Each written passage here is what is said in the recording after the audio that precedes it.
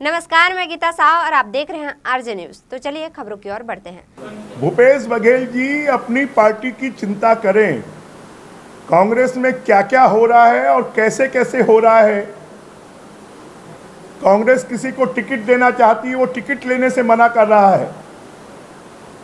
परंतु बीजेपी में क्योंकि योग्य कार्यकर्ताओं की कमी नहीं है और इसलिए हर कार्यकर्ता बीजेपी की टिकट चाहता है, परंतु टिकट तो किसी एक को ही मिलेगी।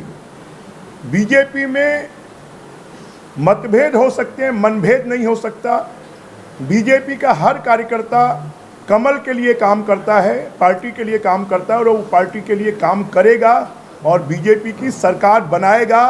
अब भूपेश बघेल जी और उनका नेतृत्व परेशान हो गया है कि बीजेपी ने 84 सीटें डिक्लेयर कर दी और कांग्रेस जो है वो 4 सीटें भी डिक्लेयर नहीं कर पा रही है।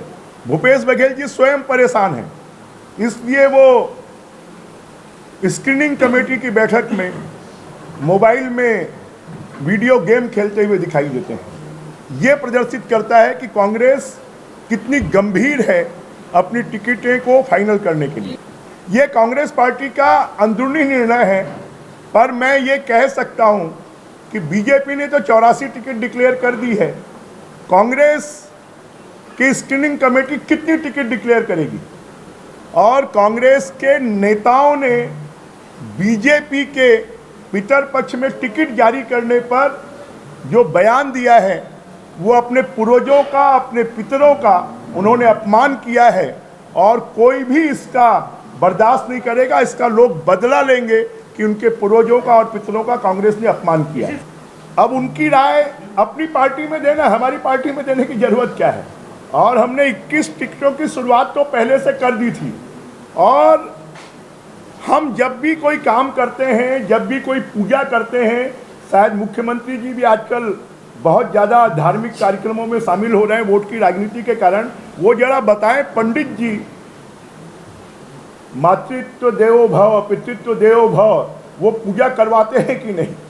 अगर पूजा में भगवान की पूजा से पहले माता पिता की पूजा करवाते हैं, अपने पूर्वजों की पूजा करवाते हैं, तो पूर्वजों का अपमान, ये हमारी संस्कृति का अपमान है, ये हमारे संस्कारों का अपमान है और इसका बदला छत्तीसगढ़ की जनता लेगी। और क्यों शैलजा जी आ रही हैं? कांग्रेस के, बीजेपी के जो नेता आ रहे हैं सार्वजनिक रूप से आ रहे हैं। कांग्रेस की तो जो बैठक हो रही है उसकी फोटो भी खींचने नहीं देते हैं, उसको सार्वजनिक भी नहीं करते हैं। गोपनीय रूप से क्यों आ रहे हैं? क्यों? वो डरे हुए हैं, वो घबराए हुए हैं। बीजेपी के नेता आएंगे, बीजेपी के पास में नेताओं की कमी नहीं है। कांग्रेस के पास तो सिर्फ 3 नेता हैं, एक और जोड़ लोगे जो अंगूठा लगाने का काम करते हैं तो चौथे नेता हैं। कोई 5वें नेता तो उनके पास में है ही नहीं। बीजेपी के पास में नेताओं की श्रृंखला है, इसलिए बीजेपी के नेता आ रहे हैं। कांग्रेस पार्टी के पास में अपन छत्तीसगढ़ के कोनो काम बताए के लायक नहीं है। मैं तो पूछा था रायपुर में क्या करे हो, एको काम तो गिनाओ। छत्तीसगढ़ में एको बड़ो निर्माण करे हो तो बताओ। ओकर पास में बताए पर कुछ नहीं है। एक खातिर खाली दिल्ली की बात करते। ये चुनाव रायपुर के, छत्तीसगढ़ के होते कि दिल्ली के होते?